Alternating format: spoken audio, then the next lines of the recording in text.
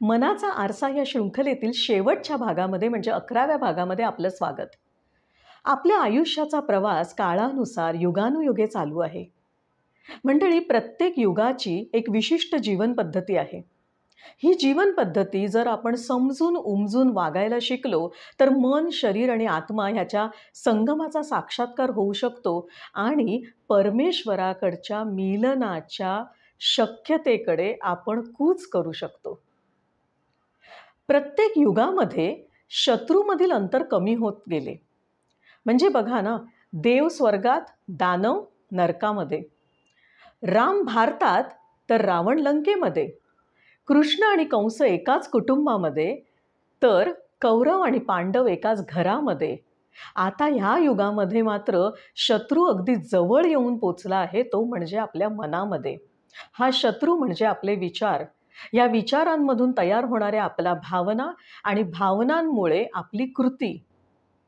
आणि जर आपण भावना कृतीमध्ये रूपांतरित नाही केल्या तर त्याचे रूपांतर मात्र शारीरिक व्याधींमध्ये होते. मंत्र, यंत्र आणि तंत्र हे क्रमशः आत्मा, मन आणि शरीर याच्या शुद्धीकरणासाठी वापरले जाते.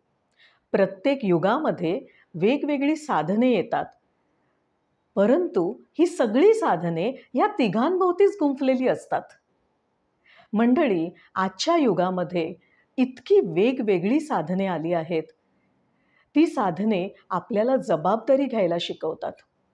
कर्पूर आरतीमध्ये कापूर जळून जातो आणि सुगंध मागे ठेवतो. इथे काय होते? कापूर आपला जळण्याचा गुणधर्म मान्य करतो, त्याची जबाबदारी घेतो आणि जळणे देखील मान्य करतो. आपण जेव्हा आपल्या विचारांची, भावनांची आणि आचरणाची जबाबदारी घ्यायला शिकू, म्हणजेच आपल्या कर्माची जबाबदारी घ्यायला शिकू, त्यावेळी आपण आपल्या त्या अंतिम ध्येयाकडे प्रवास करायला शिकू. मंडळी, आत्ताच्या युगामध्ये परमेश्वराने इतकी साधने आपल्यासमोर आणलेली आहेत. आता वेळ आहे ती फक्त कृती करण्याची. आता ही साधने कशी बरं ओळखायची? जी साधने तुम्हाला जबाबदारी घ्यायला प्रवृत्त करतात. जी साधने तुमच्या विचारांची, तुमच्या भावनांची प्रामाणिकपणे तुम्हाला जबाबदारी घ्यायला मदत करतात, ती साधने तुम्हाला त्या अंतिम ध्येयाकडे नेणार आहेत. त्यामुळे तुम्ही आता पडताळून बघा की तुम्ही कोणती साधने वापरत आहात तुमच्यावर काम करण्यासाठी.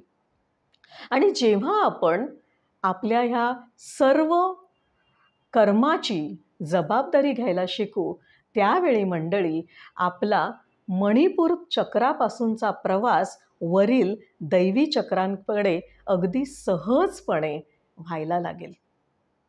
आणि जेव्हा तो प्रवास सुरू होईल त्यावेळेला मंडळी आपल्या गुरूंची, परमेश्वराची आपल्यावर कृपादृष्टी व्हायला लागेल. आणि ती कृपादृष्टी आपण वेगवेगळ्या अनुभूतींमधून अनुभवायला लागू. आणि त्यावेळेला मन आनंद आनंद होईल, मन आनंद आनंद होईल. धन्यवाद.